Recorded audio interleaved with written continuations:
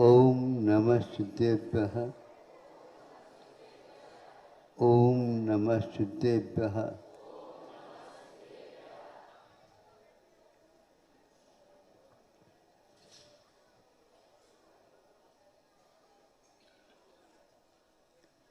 आचार्य गुरुवर श्री कुंद कुंद भगवान की, आचार्य गुरुवर श्री ज्ञान सागर मुनि महाराज की, जलो परम पूज्य संत शून्य आचार्य भगवान विद्यासागर जी महामणि राज्य की, समस्त आचार्य संघ की। हाँ सुनो सुनो,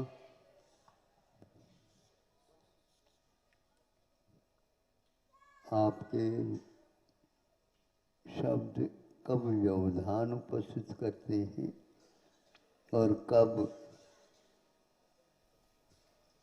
सम्मान के प्रतीक बनते हैं, ये आप लोगों को ध्यान में रखना चाहिए।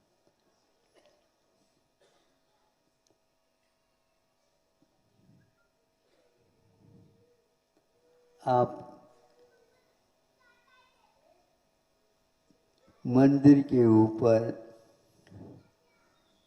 ध्वजारोहण करते हैं।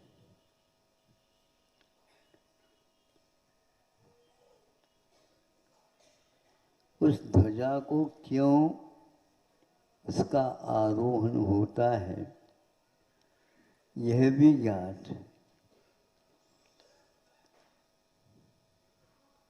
वह ध्वजा हम ध्वजा पहराएंगे, न आप पहराएंगे, न ही आपके कोई बंधु वो पहना सकते, कोई भी नहीं कर सकता। आपके मन की बात मन में रह जाएगी और वह कब आपको आनंदित कर सकता है, तब जब वहाँ पर खूब जोर से हवा आ जाती। हवा यदि नहीं आए, ध्वजा का आरोहण संभव नहीं है। अब हमें सोचना है, हवा ने ध्वजा को पहरा दी और आप मान लेते हैं मैंने ध्वजा को पहरा दिया। ये कितना सफेद झूठ है ये। मैं इसलिए कह रहा हूं, जब झूठ होता है इसको सफेद क्यों कहा आपने? तो आचार्यों ने उसको उत्तर दिया है, सत्य को जब कटु कहा जा सकता है तो झूठ को सफेद क्यों नहीं कहा जाए?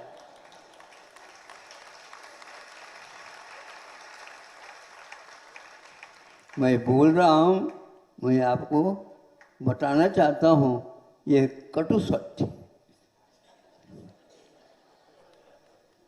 न ही आप कटुता का स्वागत करते हैं और न ही झूठ, उस झूठ को सफेद कहते आप कुछ उत्तर दे सकते हैं। इसको हमने छोटे से पद के रूप में रख दिया है। अब सोचना है क्या निमित्त होता है। हवा रुक गई, ध्वजा आपका नीचे उठ गया। क्योंकि आपने बांध रखा इसे तो रह गया, लेकिन आनंद तो आता नहीं। इसलिए ध्वजा पटाखा ये लगाते हैं, पीतल के भी लग सकते हैं और लगाते हैं। उसमें कितनी भी तूफान आ जाए तो भी वह रौंद तो ले लेगी, लेकिन हवा का काम वह तांबे का पताका कर रही है। उसी प्रकार हम हवा को याद न करके अपने उल्लास के साथ आरोहण करा देते हैं, तो कहाँ कहाँ पर आरोहण होता है? ध्यानारोहण भी होता है। ध्यान के समय पर हम अपने आप के आत्म तत्व को अथवा ज्ञान के माध्यम से अपने को ऊपर उठाना चाहें, उठा सकते हैं, और इसका आनंद आपको ही होता है, दूसरे को नहीं होता। कल्पना में भले ही हो, लेकिन वहाँ एक प्रकार से कल्पना न रह करके एक दिन वो साकार हो जाता है।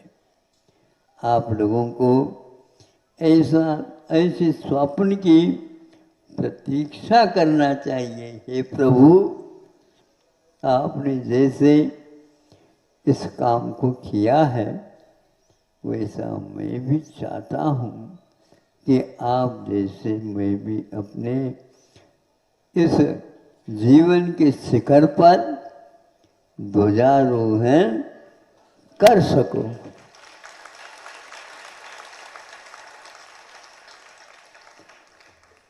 ध्वजा को न ही आपके तालियों की आवश्यकता है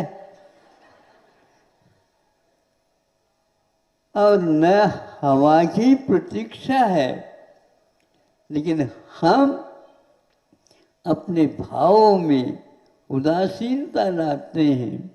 देखो, हमने बहुत प्रयास किया, लेकिन हवा ही नहीं चल रही है। आपने किसी भी अच्छे कार्य में बुरा करने के लिए हवा दे दिया हो? समझ रहे हो? थोड़ा सा वाक्य घुमावदार है, आप लोग भी घुमाते होंगे, तो हम भी अपने प्रवचनों में घुमाने का प्रयास करते हैं, क्योंकि आपकी आदि है, आप आदि है घुमाने के लिए। ये घुमाना छोड़ दो और सुलगा करके हवा और देते जाओ, ये ठीक नहीं है। जीवन में यदि आपने सुलगा दिया और किसी को जलाने का अभिप्राय किया, गले, किंतु दीपक भी जलाया जा सकता है, जलाने के लिए दिया जाता है। यह बहुत ही उत्कृष्ट भाव का प्रतीक, क्योंकि हमने वहाँ पर, आप कहते हैं, जब श्री जी के सामने दीपक जलाए, अपने अंधेरी कोठरी में आप अपने कम से कम मन के, उज्जवल मन के दीपक जला सकते हैं और उसको हमेशा हमेशा अच्छे भावों के तेल अथवा घी डालते रहिए और प्रभु को उस प्रकाश में अपने आप को देखते हुए धन्य धन्य कर सकते हैं। यह कल्पना नहीं, किंतु ये धारणाएं हैं। इन धारणाओं का महत्व बहुत है, बहुत है। वैसे तो प्रतिदिन मुनि महाराज धारणा करते हैं, दूसरे दिन पारणा करते हैं। इसमें भी आचार्य अखिलंग देव ने कहा, यह भी एक भुक्ति का त्याग करके प्रतिदिन का संकल्प है उनका, आप अंतों के लिए उठ जाते हैं। मुनि महाराज अब कहते हैं हमारा त्याग है। उनको कभी भी ये मन में आता ही नहीं, शाम को भी उठ सकते हैं। सुबह मत उठो तो शाम को उठ जाओ। यदि ये धारणा पक्की होती है तो करोड़ों करोड़ों वर्ष तक भी वह इस व्रत को पालन करते रहते हैं।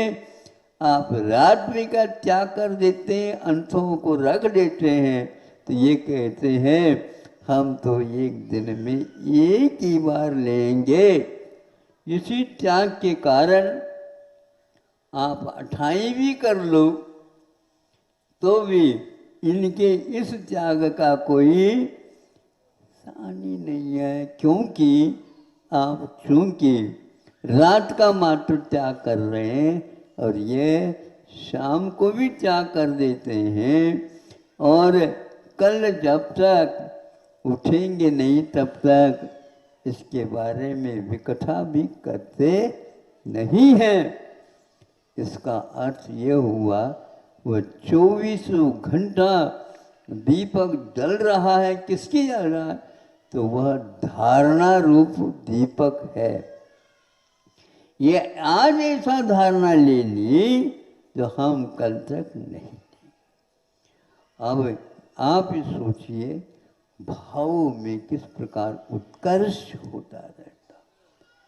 किसी भी प्रकार से वो अपने इस गुण को, व्रत को दूषित तक भी नहीं करना चाहते। तो इस प्रकार आप अपनी धारणा शक्ति बढ़ाइए, और अपनी धारणा शक्ति बढ़ाइए तो बढ़ती चली जाती है। और यदि आप धारणा नहीं बनाओगे तो शाम को पुनः वह कमजोर होने से क्यों हमने त्याग कर दिया। सावक के तो अच्छे हैं, उनको भी पंचम गुण स्थान होता है, दोनों हाथों में लड्डू ले लो।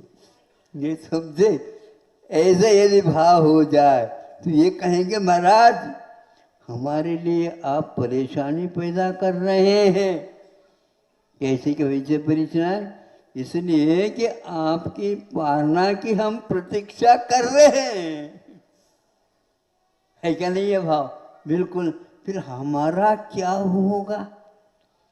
तो इसलिए आचार्यों ने इनको कहा तुम्हारी एक धारणा ने एक भक्ति का त्याग किया तो हजारों हजारों व्यक्तियों के लिए पालना करना प्रार्थना करना, इसमें जो लगन लगी है, ये भावना उनकी असंख्यात गुणी कर्म निर्जा के लिए कारण है। होलसेल दुकान है तो वह फुटकर दुकानों को भी प्रोत्साहित करता रहता है। आपकी होलसेल दुकान चलती रहे ताकि हमारी छोटी छोटी दुकान भी चलती जाए। इसलिए हम चाहते हैं आपकी भी छोटी छोटी दुकान खूब चले, नहीं समझे, खूब चले। उसके कारण हमारा होलसेल दुकान भी और ऊपर चले जाए। इस प्रकार एक पालना और एक धारणा का यह भाव आपके सामने रखा। कैसा लग रहा बताओ तो?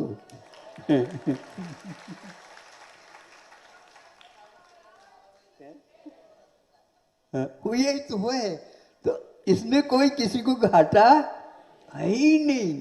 तो इस प्रकार अपनी कल्पना नहीं, ऐसी धारणा बनाओ।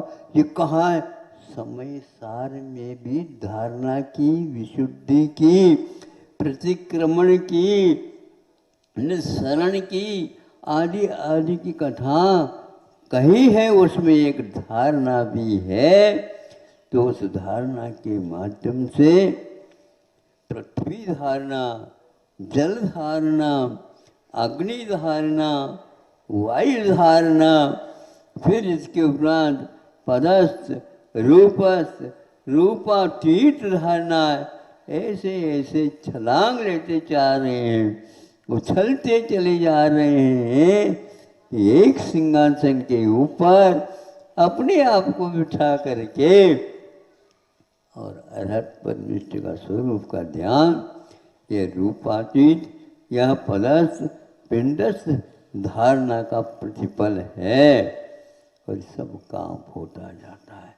इसमें न उम्र की बात है और न ही जीवन की बात है। जब तक ये भाव रहेंगे तब तक ये काम हो सकता है। ध्वजारोहण करो और ध्वजा फहराओ और आनंद का अनुभव करते रहो। और इस प्रकार बार बार ध्वजाओं का परिवर्तन के लिए भी आगम में उल्लेख मिलता है। सुना तो था हमने, 48 दिन में एक बार ध्वजा का रोहण पुनः होता है। हमेशा हमेशा होना चाहिए। हमारे यहाँ ध्यान जब बताया तो ध्यान में भी श्रेणी बताई। श्रेण्यारोहणात् पाक, श्रेणी की आरोहण से नीचे और श्रेणी के लिए आरोहण होने के उपरांत ऊपर चले गए तो वह ध्वजा कभी भी उतरेगी नहीं और उसको चढ़ाने की कोई आवश्यकता नहीं। ये ध्यान रहे कि शिखर से भी, कलशा से भी ऊपर ऊपर ध्वजदंड से बंधा हुआ वो ध्वजा अनंत काल के लिए फहराते रहो। यही एकमात्र जीवन का लक्षण हुआ। अहिंसा परमो धर्मः।